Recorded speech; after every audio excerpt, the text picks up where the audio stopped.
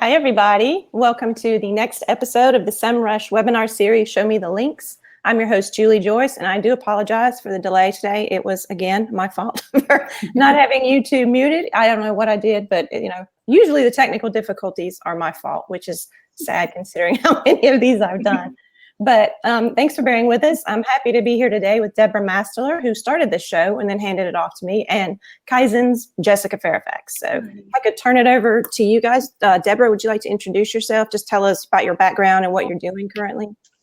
Hi, I'm Deborah Mastler. I own Alliance Link and a new site that I'm pushing out the door called Key Tools. It's a online marketing tool directory I'm having fun with. If you know me, then you know that I'm a directory girl to the core. It's how I got my start back in 1998. And from the directory, I jumped into SEO in 2001, and I've had a link building agency ever since. So that's a little about me. That's awesome. Jess, how about you? So I'm Jess Fairfax from Kaizen. I'm the Senior PR and Outreach Manager. I have been here for 3 years. I started out in a digital marketing agency in Cape Town, South Africa, and then moved over for a digital PR internship, one of the first in our internship program. And yeah, for the last 3 years, just been working up and doing all things link building, outreach, PR, and strategy as well. Okay, cool. Well, I know this is your first time doing something like this, so I wanted to say thank you very much for agreeing to it. Oh, no, thank you so much for having me. Thank you. Yeah, it's nerve-wracking, but it's exciting. Yeah. Sorry again about my technical difficulties. I wanted to start with a good question that Joe Hall had asked. Maybe Jess, you want to take this one? We Sure. talk about the difference between digital and traditional PR, and what's the difference, and how can we leverage that understanding to build links? Sure. So, I mean, that's a big one that I think a lot of our clients ask us either when we're pitching or when they come to us when they want to look at a new product. So traditional is very much based on brand awareness. It can be offline and online. It doesn't really matter. It is more product-led in some cases. And then there's sort of target coverage. There's usually publications that they want their name and they want their product in, or their event or something like that. And then digital is a bit more focused on metrics for SEO purposes and link building as well. So this can be kind of research-led as well. I know, and also sort of it's more the volume of coverage. So the more quality links and coverage you get is a big thing for digital PR, where traditional PR is just, we want to be published in Vogue or something like that. And that's kind of more brand awareness, where you think your clientele is. Okay, that makes sense. Deborah, do you have anything to add to that? I know do you have a background in traditional PR? I do. Yeah, I started off, before probably the two of you were born, working in the newspaper industry. And, back before there were computers and very early days of fax machines. So I've seen it come and really change along the way. To add to what Jess said, which are good points, digital PR has a tendency to be more immediate. So if somebody reaches out, they want something right away, it can be published right away, whereas, the traditional side typically has to go through print and, through, getting permissions and that kind of thing before it can be printed. Print side too tends to be longer and more series related, where digital stuff is kind of one-off, boom, kind of content. I've also found that with digital, sometimes it's easier actually to start with traditional to get into those journalists and those publications, mostly for, say, weekend work, because, Monday through Friday, the world operates. Business and technology companies, they operate, and Wall Street's open, the stock exchanges are open. But on the weekends, those kind of publications are quiet, and so they need filler. In the old days, we used to call that B-roll. They're looking for content. And so establishing relationships with those journalists in traditional methodologies typically gets you into those venues, and then you can, when they need an immediate response or something that they're putting online, that stuff they can reach out to you. You also find too that most your big print houses and your TV stations and whatnot, they put stuff out in real time and follow it up on the web. So there is some differences. I think speed is the biggest one between the two, if I had to answer. So Joe, did that help? Hope it helped. That's a very good answer. We've got a technical question in the chat that I wanted to ask. Can you guys see the chat too, both of you? Mm-hmm. The one, not the YouTube chat, the other one. Right. Yeah, I'm staying away from YouTube today. I know. YouTube. Basically, I've heard mixed answers on this. If two sites link back to each other and quality relevant content, is there a penalty for that from Google? Have you ever seen that? Technical question I've heard. If it's relevant, like it makes sense, I link to you and you link back to me in some fashion, not like a spammy link exchange, but relevant. You think that can get penalties? I've never seen it. I'm reading this, Jess, tell me what you think. I'm reading this as a reciprocal link situation. Is that how you see it too? That's how I'm seeing it. Is kind of, I will cover your story put it a link if you give us back a link. And I know we kind of stay away from that. Mm-hmm. It's just, yeah, if the content's good enough, they won't need a reason to sort of link back. If it's maybe something to do with we've used research from somewhere else and we need to include that, then we will include it in our content piece. But I think in terms of a link for a link swap, we kind of stay away from that. Just, in case it just doesn't, to me, it doesn't look natural. But if we've used somewhere as a source for a content piece, then we usually do provide either a link somewhere if it's not in like a data card version. So. Right. And have you guys seen any penalties associated with it? I think on a broad level, obviously you don't want to do it, but I do think there are probably certain situations where it might make sense. But I don't like it when, if I'm asking for a link and they say, yes, can you link back to me? Maybe you link to them a year after they've linked to you or something like that. That might be more natural. Okay, let's see.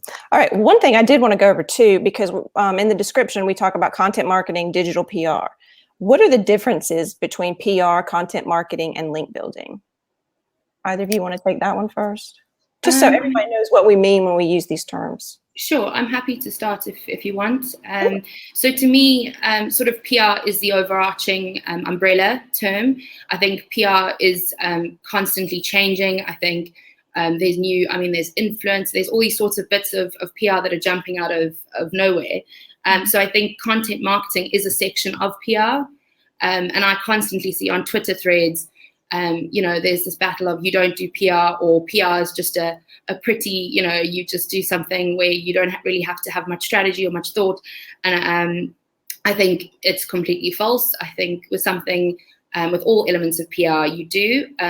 So content marketing for me would be that small little subsection, which can sort of be marketing, it can be brand awareness, it can also be then SEO related, which is where I think link building comes into it. Mm-hmm. So link building is then a smaller subsection of content marketing as well, because that we have some clients that do content marketing just for brand awareness. So that I think it's all in one encompassing element of PR, but it gets broken down into separate sections as well. Okay, well, good, that helps. Somebody did ask, is it okay to buy no-followed links? Deborah, what do you think about that? I can see what they're trying there. It doesn't violate the guidelines if you no-follow it, does it? There's a whole discussion out there about buying links, whether they're using a no-follow attribute, not using a no-follow attribute. There's a whole different subset of conversation there that I think kind of falls outside of the scope of what we're trying to talk about today. Right. But for me, if you're not supposed to, that's the given answer. That's the public answer that I guess you're supposed to give so that you don't get yourself into trouble. Would I, if I could get onto a site that uses a no-follow attribute but would send tremendous traffic and or visibility to me, I'd have to think really hard about that. And the answer would be I probably would. Right. As a link building hat. Right. You're not recommending it. You're just saying in certain situations. I wouldn't recommend. I never recommend trying to get yourself into hot water situations come up sometimes where you have to look at the big picture and make a common sense decision about your client or your site to what you're going to benefit. Because sometimes, like I said, a lot of traffic and a lot of exposure trump any kind of link popularity that you might get out of a link. So, yeah,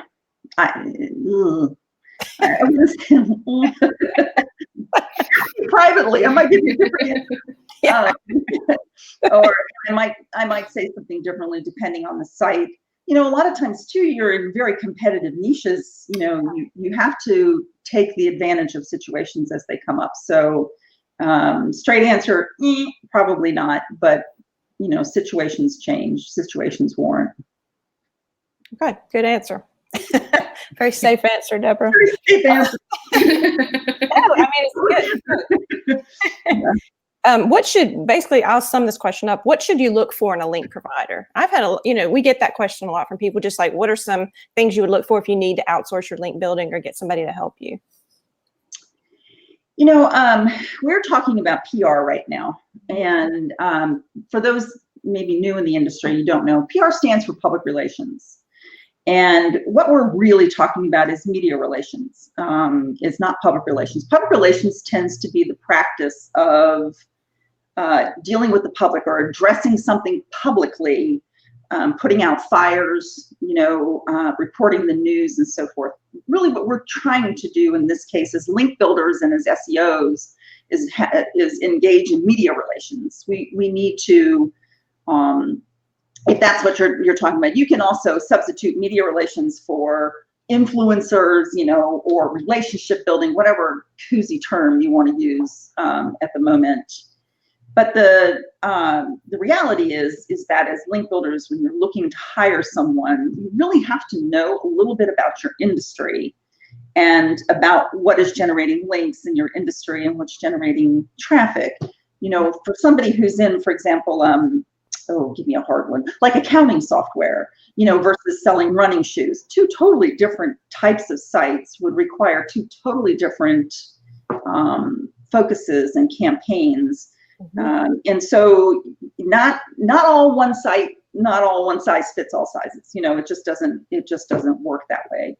I would find out if I was in retail, or actually if I was hiring a link building company and all, who has background in media relations and public relations. Because today, with the web the way it is, and with the algorithms the way they are, I think that's a huge part of your outreach, especially with so much emphasis on content marketing. Yeah.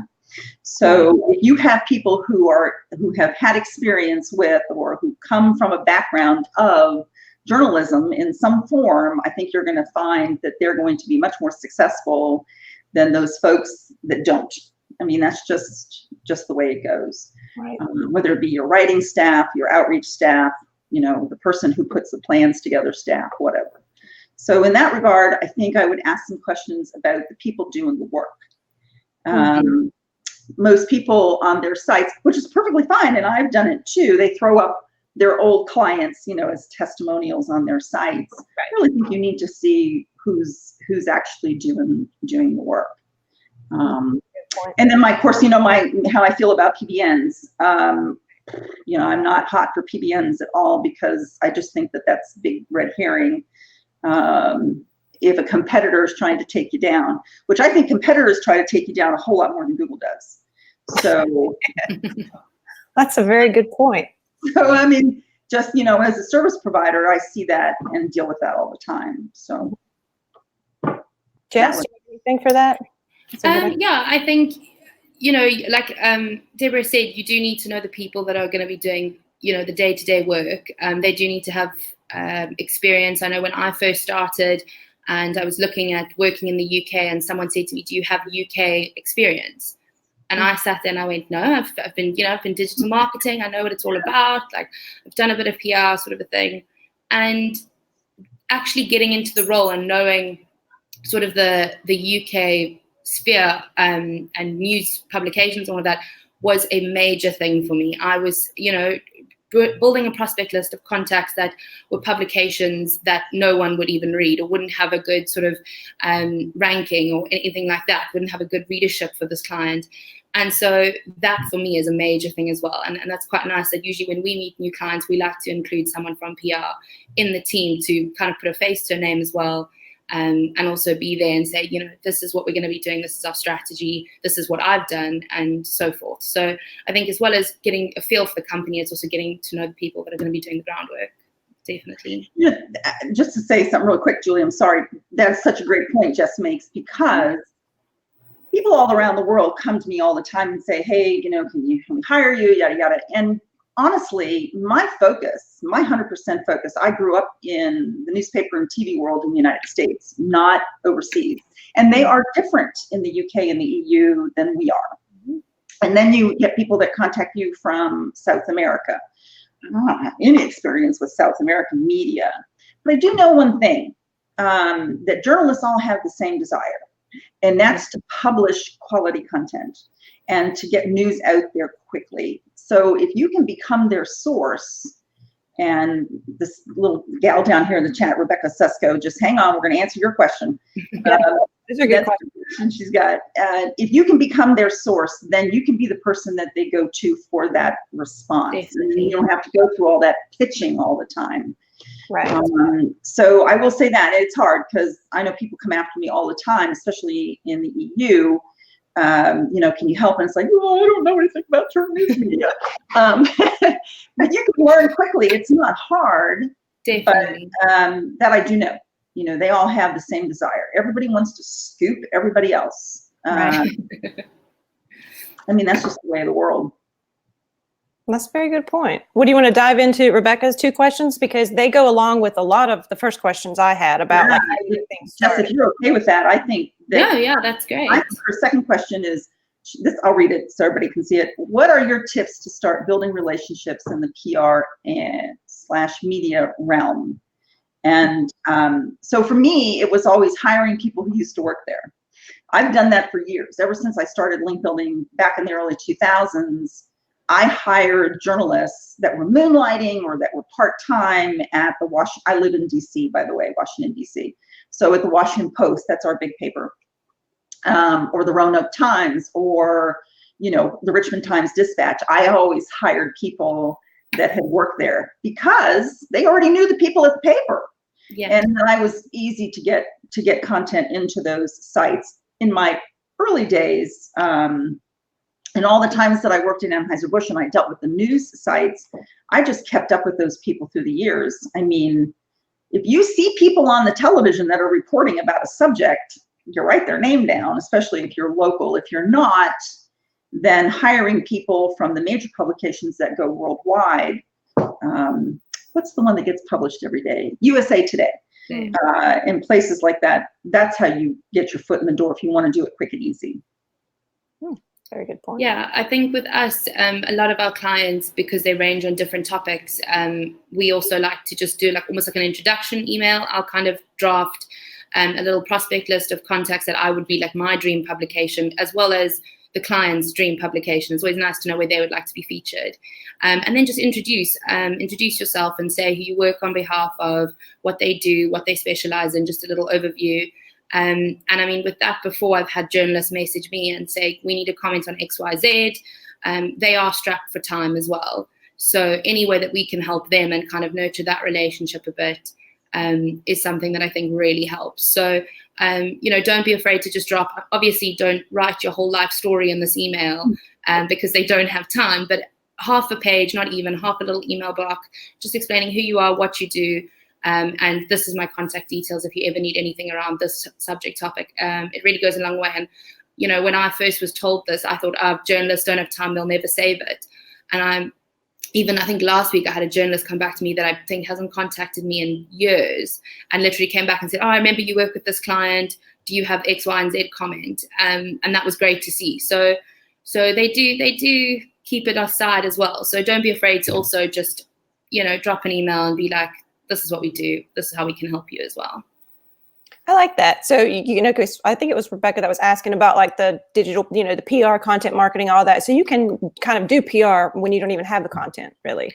Definitely. I would say always have the always on approach for PR. So when we sign clients on that are PR and content, we like to start straight away, get the name out there. Because obviously to create content, you then have this few months of nothing happening. Right. So, you want to get the ground running. So start with PR first and do the content at the same time, and it all kind of comes together quite nicely. Also gives you an easy prospect list when it comes down to your content pieces live. So it does that. That's a good comment about prospect lists. If you're familiar with that site, HARO, Help a Reporter Out. It's the service, the journalist service. Most of us in the business are familiar with it. Even if I'm not looking for anything, I get it every day, and I send it over to the VA, the virtual assistant. I send it over, and she copies out who the journalist is that's asking for something, and we qualify it by industry and by topic. And that way it comes back with the date that it was requested and what they were looking for.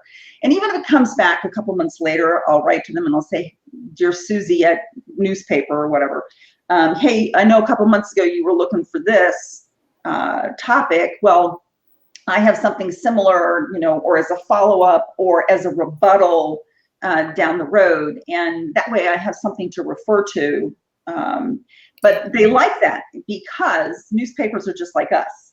They like to link back into their old stories. So if they can run a new story and then link back into an old story, that keeps people on their site just like we're trying to do. So if you look at it from that perspective as well, use that HARO, pronounce it, and you build a database from it. Just suck that stuff into a database.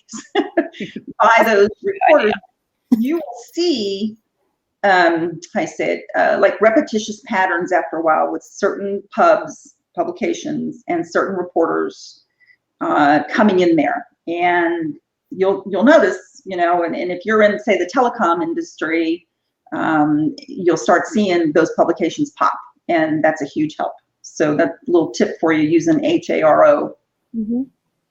That's good. And we had a question about that. I wanted to know if you guys both used it. Jess, do you use it at all? We do have it. Yes, we do use it. I haven't had much experience with that one. We do have a UK one as well, but we do like to have the US, the HARO, because I think it is more US based as well. And then I know there is another one that I think is more Australian based as well, that we just keep an eye out in case we ever do have pieces that do come up. But exactly the same thing. It's the same with also hashtag journal request or PR request on Twitter. I do exactly the same thing, because it gives you almost a little cheat sheet into that journalist and what their niches and all of that, instead of having to Google and having to research. You kind of see the track record of what they look for, and kind of the angles. You can slightly see the angle of their story and what they want to ask for sometimes. So it's quite nice to kind of use it as a little insight into the journalist and be able to clearly outreach them properly, and they know that it's targeted to them specifically. Right. So, Yes. Do you all have a subscription to Cision? We used to work with Cision, I think. We now are with Vulio as our platform. But I think when I first started, we had Cision, and I know they do a similar thing as well. So they do. And back before they were Cision, they used to be called Bacons, like the food. Oh. And they used to publish this really, I still have one. I need to go find it when I do these things so I can actually show you all. It used to be a book that was like this thick, no kidding. And it was done by category, by news category. And they used to list all the journalists in there, and they published it every year. And it was Bacon's Journal. And it was, but in those days, it was a couple $100. It wasn't expensive. Now I know it's much more expensive. Yeah. But if you are in this business and you're doing this kind of work, having a subscription to Cision or something similar like Cision's is probably worth it, because the database of PR people, of reporters and journalists, they now have videographers and all the rest of podcasters. It's all in there. It would be worth the investment. And it isn't cheap, I gotta warn you.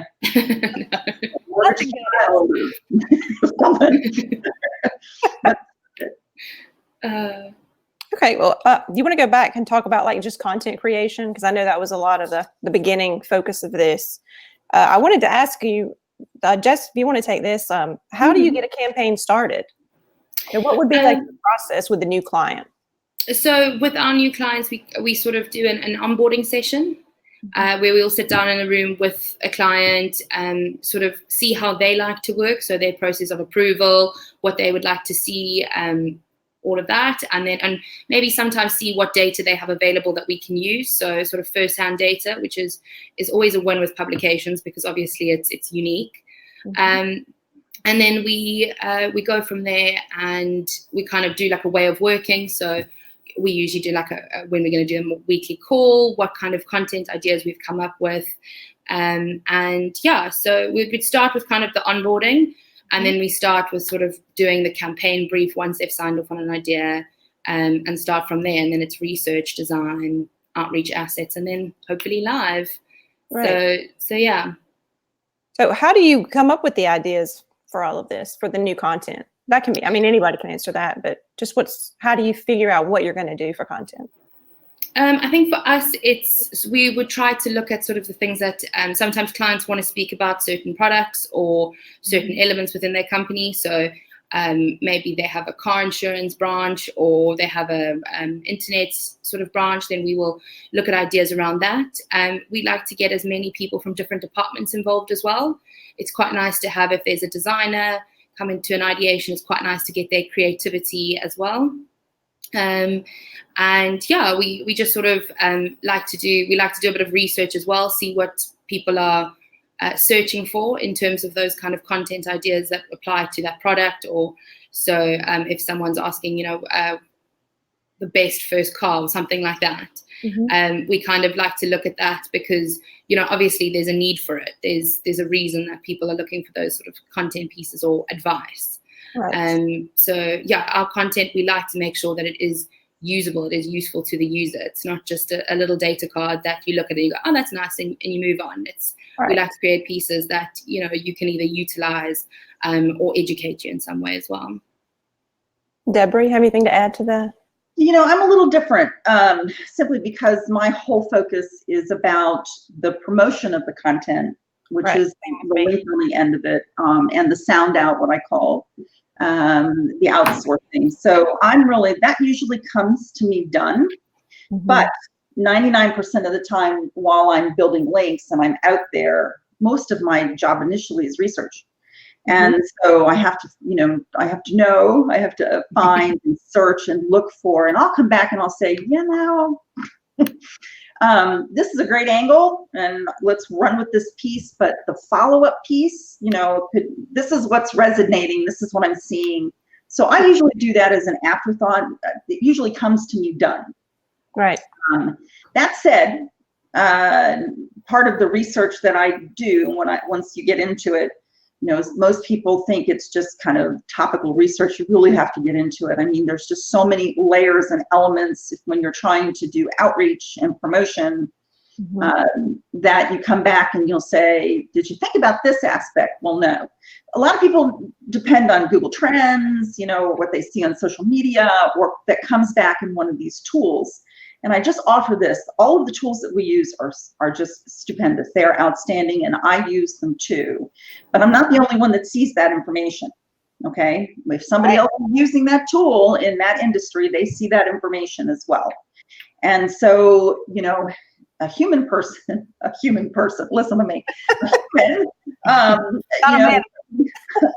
that's researching, though, that sees it and can see behind it, they can you're intuitive. I mean, honestly, when you see something, sometimes the tool might not have brought it up, but you look at the page and you're like, I don't know, that's really good, or that site's really good. So a lot of it comes into the research when you're just constantly, going into it. And if I do a campaign that's 80 hours, which is most of the time for a client, and I do them by campaign, I would say 60 hours of that is done in research. And then I come back with a document full of stuff, and they're like, dang, I didn't even know about these sources. And that's just because sometimes you have to think a tool will only respond to what you ask it for. Right. A human can think the next step. And so it's not always cost effective when you have to do it at scale, or if you're doing it in an agency, it ties up people. And I understand that. Most agencies that I work with, a piece of content and a client touches multiple people in an agency. So I get it. But sometimes, you know, you kind of have to do it in order to see and get into some of the better sources or the unsung sources. Right. So I come at it just slightly different, but most of the time from once I'm out there, I'll come back and I'll say, hey, I saw this, or I saw that. Sorry, I lost you there. Sorry. Are you good, Jess? Yeah, I'm all good. Sorry about that. No, it's okay. So along with that, you know, I had a question about how long does a campaign usually take to show results? And how do you know if you have something that's just not really going to work? How long do you give it? I mean, if you have an article and you're pushing it for 8 weeks, you get 3 links. Would you think maybe my time's better spent creating something else? Or, you know, what's your point of breaking, I guess, where you stop? Yeah, I guess if your guideline is strictly links, you know, if you're not seeing if it's generating any traffic or any visibility through social as well. Sometimes, you know, people don't link to something, but they do pass it around. It's kind of weird. It's like what goes viral and what doesn't. You never really know, you know, how that's going to work.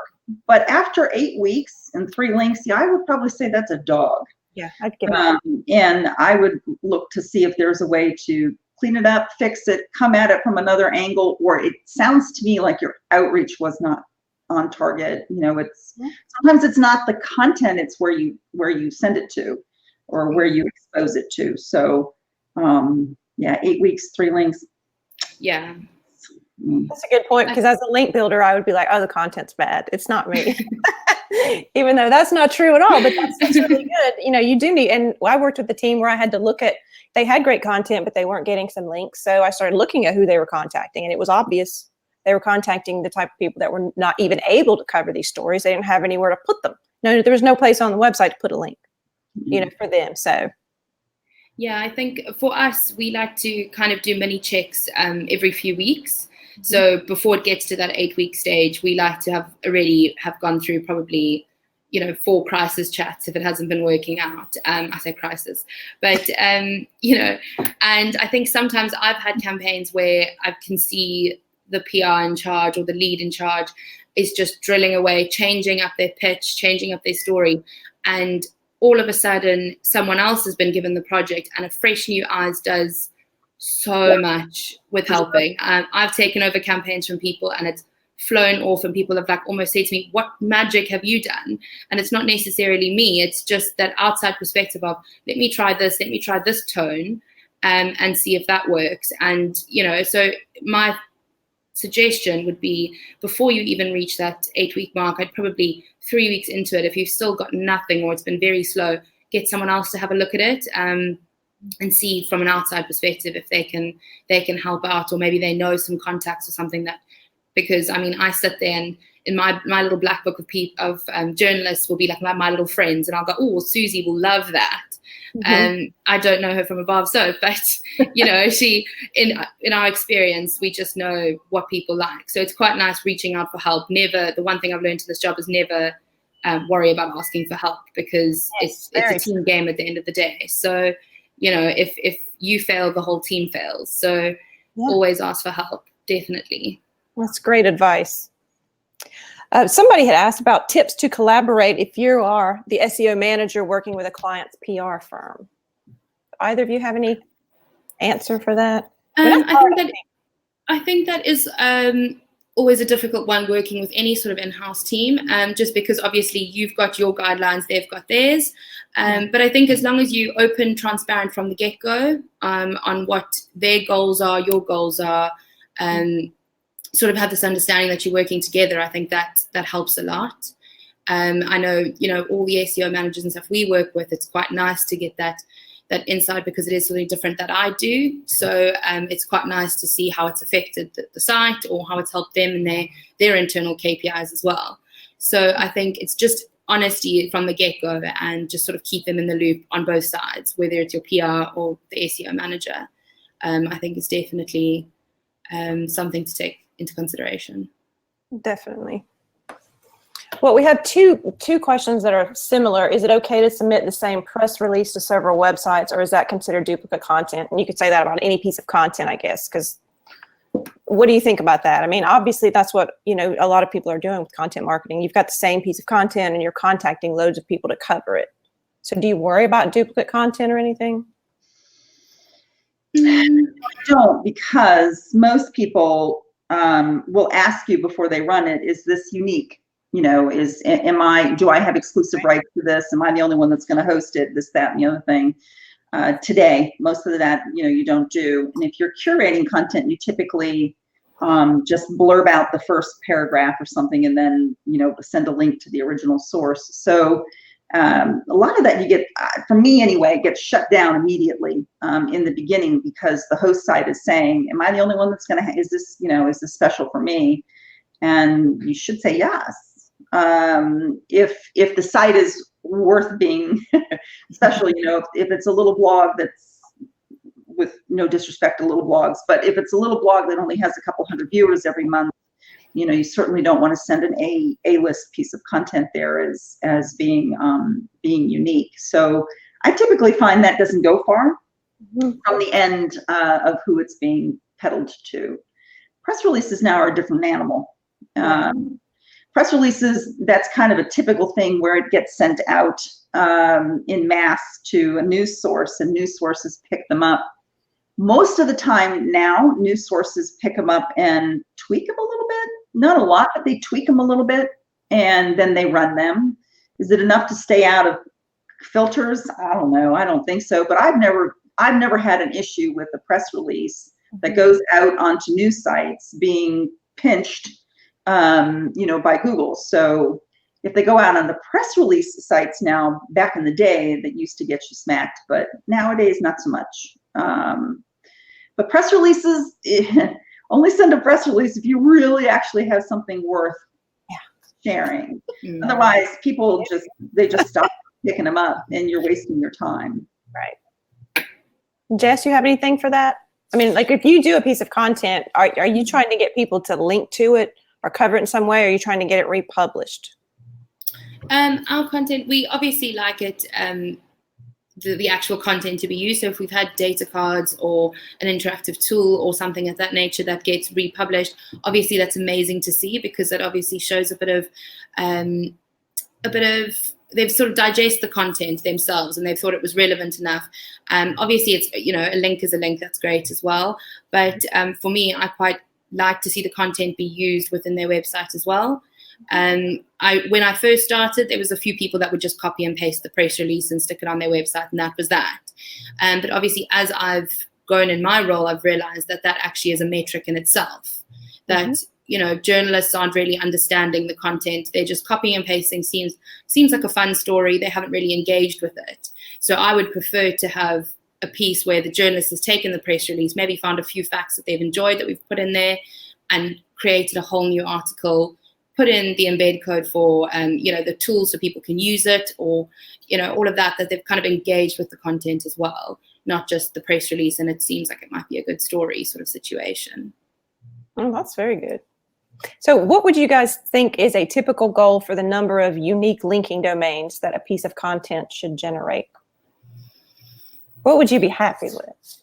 Oh, I think that's very client dependent. I think from all the other agencies I've spoken to, I think for something like an interactive, it's not only links unless you're just SEO, which a lot of our clients are, but once again, the engagement, those sort of things. But I think for an interactive, it would probably be around 15, I'd say, follow links. But I feel like it's also client dependent. I feel like it's something that, if a client needs a big push on their site, maybe it's more, or maybe it's less with higher domain authorities or domain ratings, whatever they're looking for. Mm-hmm. Okay. So some people say they're satisfied with a social mention or a citation. Deborah, are you satisfied with just a mention? Or would you go after them and ask for a link? Yeah, I am a link builder. Okay, that's what I do. That's my goal. So, if I couldn't get the link, and I could get the mention, citation, mention, same thing, okay? Mhm. It's just an unlinked mention of your business. Then, I'm happy with that. A social share is good too, because social shares kind of carry, and that's super. And some of them, especially on Twitter, can make it into the index. So yes, those things are good. They do help in the bigger picture of things. Mhm. But unlinked mentions on a page or content, that's it. That's all they are.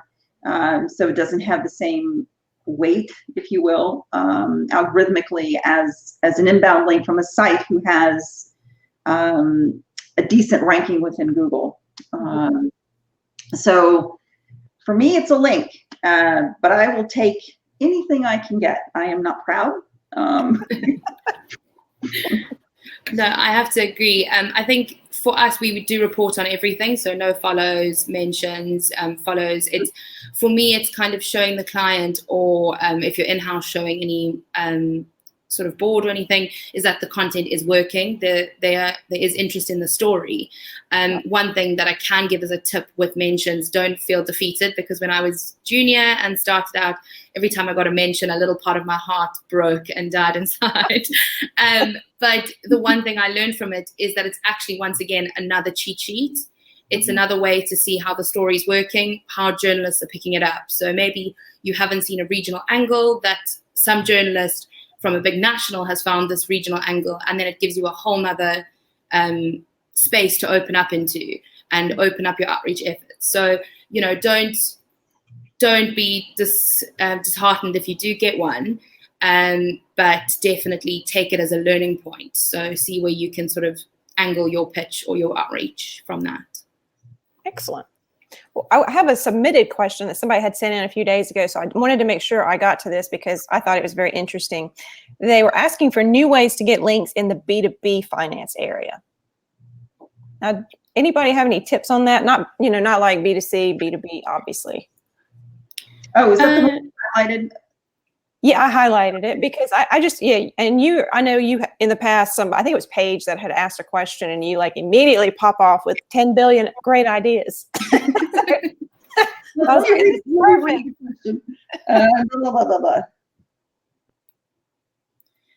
mean, finance, you see so much done for it, and it is kind of saturated. So anybody have any good ideas that you haven't seen overdone? So in B2B, B2C, people always, from what I've spoken to, people think the B2C is easier. I disagree, actually. I think it can be much harder because people in B2C have these great, their focus is just so much wider than it is in B2B. In B2B, people are looking for a response and for an answer to a question or a problem. Right. And so in that regard, the content and the focus on where you can find that information is much narrower. And so it's easier. And that's what makes it oversaturated, because there's only so many places. So to that, I come back to my one greatest tip that I always share with folks, and just people listen. And that's your association, okay? Every single business belongs to or has an association behind it. National association. And for us, it's the direct, one of them anyways, the Direct Marketing Association or the American Marketing Association. Those agencies exist to promote businesses within an industry. That's what they do. That's all they do day in and day out. That's their job. And they were kind of like SEOs before SEO was even a thing, right? And they have contacts and people in their Rolodex, they're in their files that they contact and work with on a daily basis to promote the industry. And so because you belong to an association, you pay them money to belong to the association. They have PR people, media outreach people that are on staff that you can contact and say, look, who can I go to? Who can you give me to contact at these places because I need help getting my content circulated and read and published and so forth. Your association just has so many opportunities there for help. and also, with in-house things as well. The second part of it is your association has other members, right? There's a flip side. So you want to take get an idea of where those members are publishing. A lot of people say, well, follow your competitors. Well, a competitor honestly can be someone in your industry or out of it. It really depends on what it is that you're pimping. And so you need to go to the association and say, who else belongs, and find out where those people are being published. That is the easiest, fastest, cheapest way to find sources and to get sources listed, frankly, that are good sources. And they may not all be online sources. They could be newsletters published print or online. Mm-hmm. They can be magazines, online or offline, but it doesn't matter because you're really trying to get your foot in the door. And that's all of it. Link building and SEO is like life. It's not what you do so much, it's more about who you know. And so you need to get that out there, and your association is really the place to start for that. So if I were in B2B and I didn't belong to an association, I would pull my pennies and buy a membership to the one that would benefit you the most, and then start to use it like crazy. And also, if there are people that are, if you're doing $10 million a year and somebody's doing $100 million a year and they belong to XYZ association, then yeah, hello, somebody is helping them. And that's definitely would be the very first place that I would start and go for there, because you want media people, they got them. You want publication, they got it. I mean, they've got it all. Well, good. That's a great answer. Jess, do you have anything to add to that? I think, yeah, if sort of B2B finance area, you want to start doing like content in-house and stuff like that as well, I think sort of white paper, research-led pieces do quite well, especially if a lot of it's your own unique data. That's usually, we find, quite a nice linkable asset that journalists are very much open to. But then again, also just the normal traditional PR tactics. So once again, like I said, introducing yourselves for commentary and those sort of things, because I've managed to get one of our clients into a publication that was in print, and it was quite nice that they were in an article with all the competitors, and it was talking about credit score, and that was quite nice because they said, we were in the same sort of thing as some of our other competitors, so it was quite nice to see them being on that same level, if you will. So I think, yeah, also keeping aware of what requests are happening as well if you're in-house. Seeing what commentary you can provide is great. But yeah, I definitely think traditional PR tactics are a good one for you to start. And then when it comes to content, obviously doing more research-based and white papers, etc., those sort of things. I just to add to what Jess said about data points, 90% of the clients that I deal with are B2B, and most of them are in some interesting niches, a lot of software and technology, robotic industries. And what I find is that they don't like sharing a lot of data points. Perhaps it's, just confidential information, or they feel it's proprietary or competitive. And so instead, if that's the case for you, if you're in that kind of niche, take a step out and look at the industry as a whole and report on it as an industry as a whole, because that information then benefits them, which they might not link to, but they would share, or they'll at least start talking about it. But the media will share that, because industry trends, especially in today's economy, that's important, because here in the United States, we're talking about going into a recession. And so, that's not a good thing. But if your industry is having a positive effect on the overall industry and the economic turn, then that's something you want to look at. You're going to have a way easier time getting published by your competitors if that's the case, or getting some of that data picked up than proprietary numbers. And that's typically the angle that I'll take. It's more industry related, and that could be employment. How many times do you hear about people in Silicon Valley screaming for technical help? Well, that's a great angle to write about, or an industry in general. So maybe I think white papers are great, but look at it from an encompassing standpoint on how everybody can benefit. When you're going to invest that kind of money, that's big money writing that kind of content. That's not cheap. And somebody asked in the other ones about infographics and visual data. Data visualization right now is probably the biggest ticket that I use to get a link. And that's different than an infographic. You need to do a little research on what that is. And that is one area I think in SEO tools where we really lack. There isn't a tool that really does a lot of data visualization. Spectrographs and things. It's just pretty fascinating, really. Part of it, if you can get them made, your content I generally get picked up pretty easily with a lot of data visualization. But think about it from an industry as a whole. And from my perspective, when I work for B&B, that usually works. Okay, great answers from both of you guys there. A question I had, we see a lot of agencies talking about how their latest content got X number of links and Y pieces of coverage. And I know we talked about that, like Jess, when you talk about like how many pieces of coverage something got, what exactly does that mean? So it's, for me, it's kind of the overall performance. It's how well the story sold. Once again, when we kind of say X number of links, X number of coverage, obviously that's what some of our clients are looking for in terms of SEO standards. But once again, I like to go back to the engagement with it, in the sense that we've got, a journalist that keeps writing about this piece, or there's a development that keeps going on. I think a lot of the times with some of these where they say we got 50 links and we've gotten 150 pieces of coverage, it's all fair and well to say that, but it's also how many times was that, how many times did the journalist engage with that, or was it a case of we just copied and pasted the press release and moved on? So for me, it's the overall performance, and it is very amazing when you hear of other agencies or other in-house teams or something like that say this piece has done amazing, but it's also at what was the average DR or DA, whatever sort of metric you're using.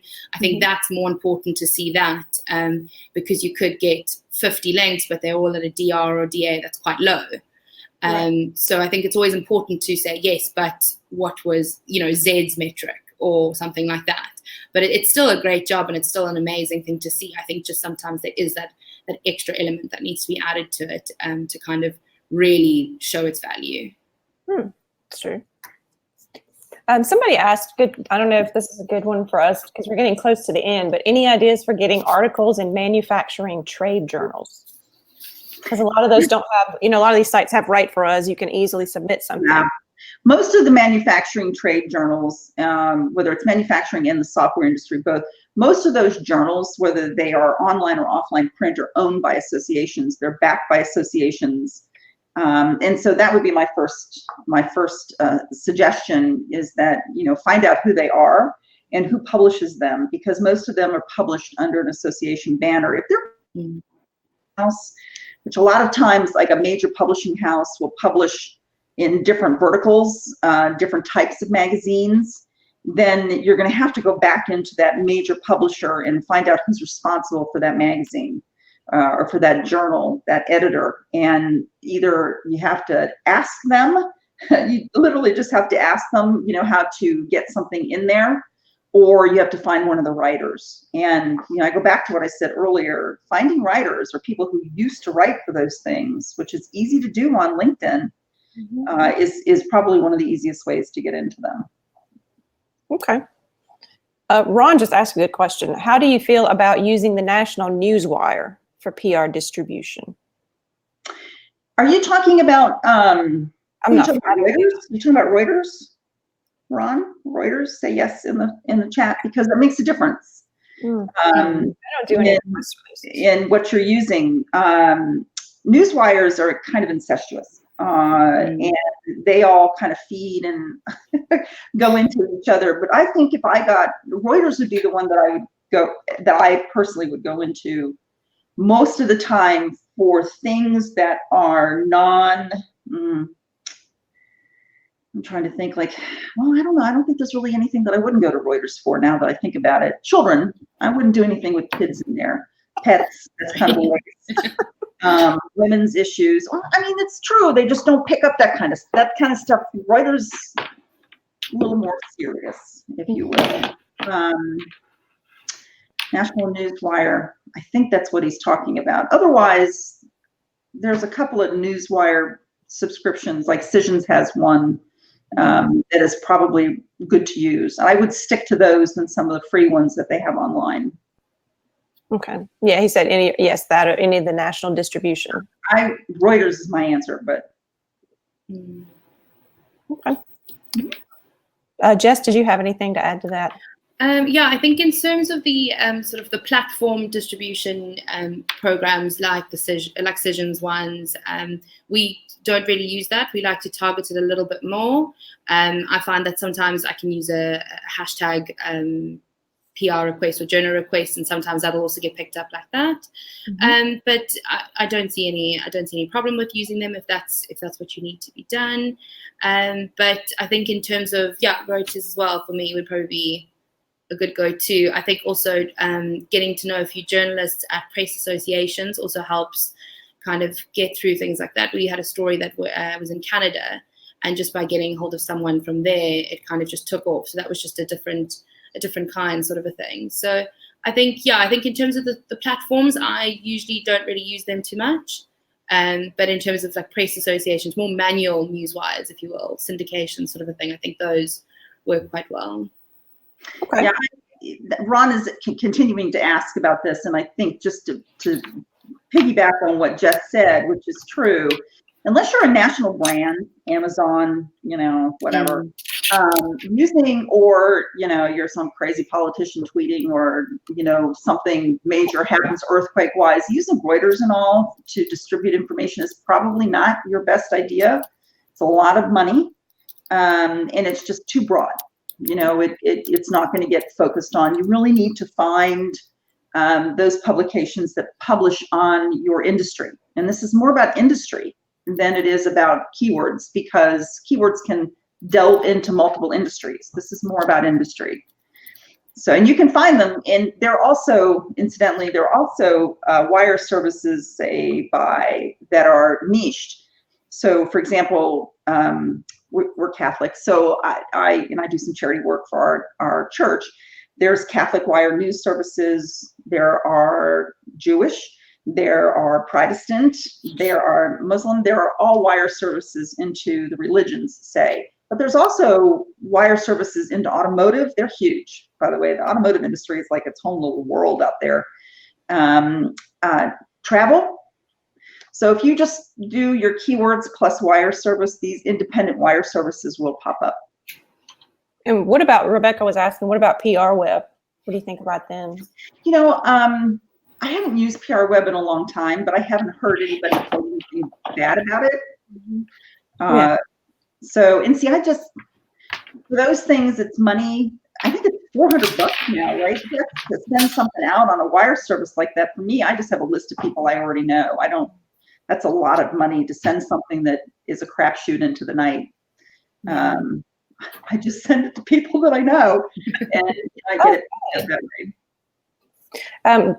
We were talking about tools, and I had a question asking what tools you guys use. So do you guys want to talk about a few of those? I mean, I know, not just the news wires, but anything you can use for research, content creation. Just throw some out there. Yeah, so I'm a huge fan of BuzzStream as well. Just for it's just a nice little black book of keeping everything quite organized and quite clean, and you can put things into different niches. You can add notes about what journalists have previously covered for you. It's just a nice little. It's my link builder's dream. So that's perfect. We also, I think, if you are going to be whether it's internal or with an agency, I think definitely also having some sort of coverage book. So we've just created our own one, Clipper, which pulls through metrics for you. So you're not sitting there trying to find out how many social shares, all of that. It just does it all for you. So I definitely invest in having something like that. It's also quite professional, sending a nice visual to your clients afterwards if you are agency. So I think BuzzStream and I mean a good old Google Doc is also fantastic for me. Creating the lists. I'm a huge fan of Google Sheets and Google Docs. So it's quite nice also when it's a big team working on one project. It's quite nice to have that collaborative effect. Now, what was the one you mentioned for the coverage book? Clipper.io. So it's something that we've just started, so it's quite nice. Just consolidates all your coverage. and it pulls through any coverage that you don't find as well. So that's quite nice as well. I can put a little link in if anyone wants to see it. That would be great. So I know we've had questions before, people asking, how do you keep up with the links that you get? Because, you know, when you're doing a lot of outreach, you know, I had this recently. The other day I followed up with somebody and she said, I gave you a link, you know, but she didn't tell me she gave me a link. So I didn't know. So, you know, if you're emailing lots of people and you could potentially get a lot of links out of something, it's good to have a way to find that out. There we go. Just put in the notes there. There we go. Thank you. Give it a look. Yeah, thank you. Deborah, what about you? What are your big tools? So I'm going to put this is my plug for my new site. This is tools.com. This is my tool directory. It's not finished, so don't start screaming at me about, I know what they are. I'm working on it.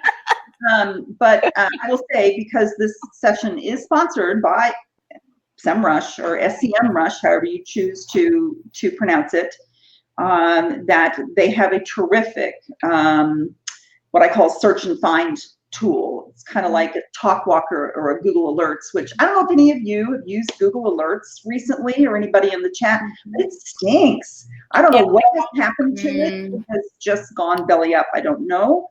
But the results from Google Alerts,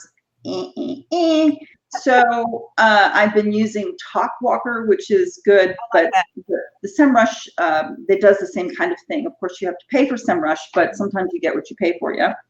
Right. So that's it. For me, from a link building standpoint, I love Ahrefs. I like BuzzStream as well. Raven Tools, I think, does a great job with the audit part of SEO. I think probably the best.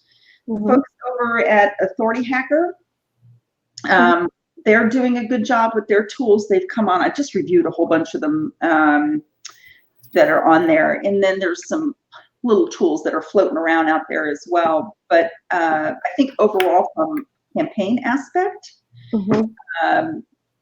use the free trials before you plunk any money down. Definitely. And look at Ahrefs and SEMrush.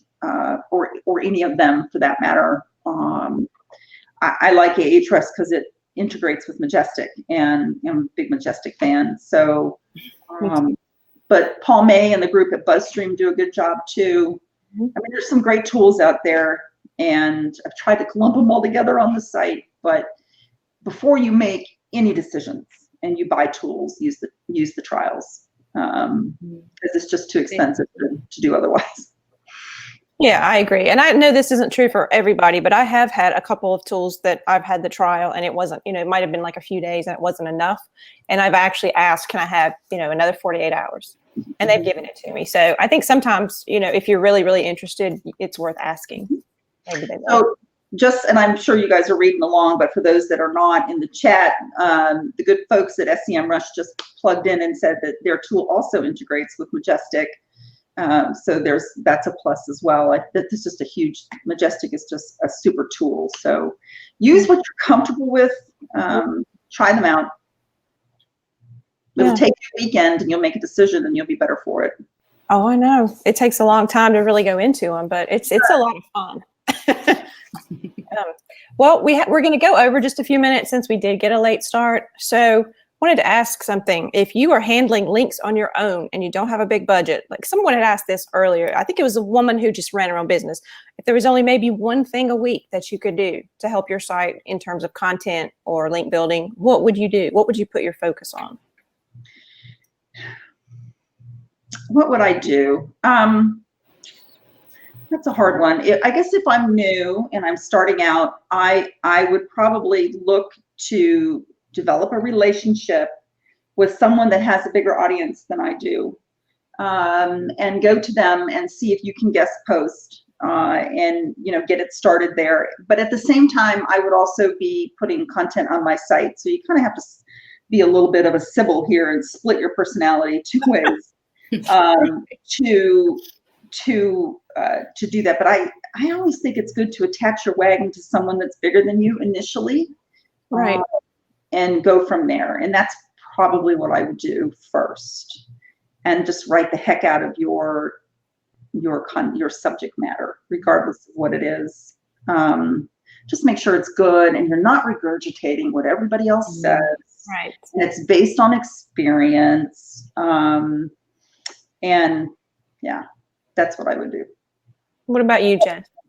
Yeah, I think this is where traditional comes in as well, introducing yourself to journalists again. You know, it doesn't take very long. Like I said, you're just doing a short email, or if you find with getting on the phone with them. I think a lot of our smaller clients haven't ever had issues with getting published in big publications. I think it's very much dependent on the content that you produce. So I think if you are going to do a content campaign, it does take a lot of time. It does take a lot of effort. So I think, you know, leave that for a certain time where maybe you have got already a bit of pickup already. I would work with traditional aspects of introducing, like you said as well, guest posting, and kind of start building a profile for yourself as a business owner. And also, I mean, if you guys are in the industry and you are going against some of the big corporate companies, it is a lot easier to get a comment with a quick turnaround time if you are a small business owner. Because obviously with big corporates, they have to go through certain processes and have to be signed off. So I'd say don't feel scared to approach those situations, because you might actually get somewhere with it as well. So definitely give it a go. Good. Well, we're almost out of time. I think I can maybe swing in one more question. What is the most fun campaign you've worked on? Are they all? I've got two that I really enjoyed. Our first one, I'd started maybe halfway into when I started at Kaizen as an intern, and it looked at the most cultural cities in the world, and it was a fun interactive tool, and it was brilliant because it was my first kind of exposure. I landed big national coverage. And then also I went onto Twitter the one day, and there was a little conversation going on saying, why are we not listed as cultural, and why are we this, and we've got, you know, and it was great to see. So once again, it was that engagement. But it also landed me coverage in publications that I myself read, which was quite nice to see, because it wasn't just something that was, you know, distant from me. It was something that I was involved with as well. So I think that one, and then we also did one which to me is the best one that I've done in a while, is the cashless countries that we did for a Forex company, and that is still getting coverage today, and we've stopped outreaching. So that for me is something that's sort of evergreen. It just continues. Journalists keep bringing it up. So that is just, those are the best that I've had, the fun campaigns. Yeah. That sounds fun. Deborah? Oh, gosh, I've done a lot of them. I think one of them that sticks in my brain, I guess, is the old concrete company that I did years ago.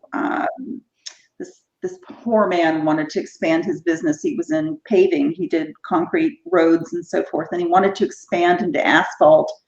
Long story short, we just couldn't find an angle for him. I mean, I was pulling out my hair.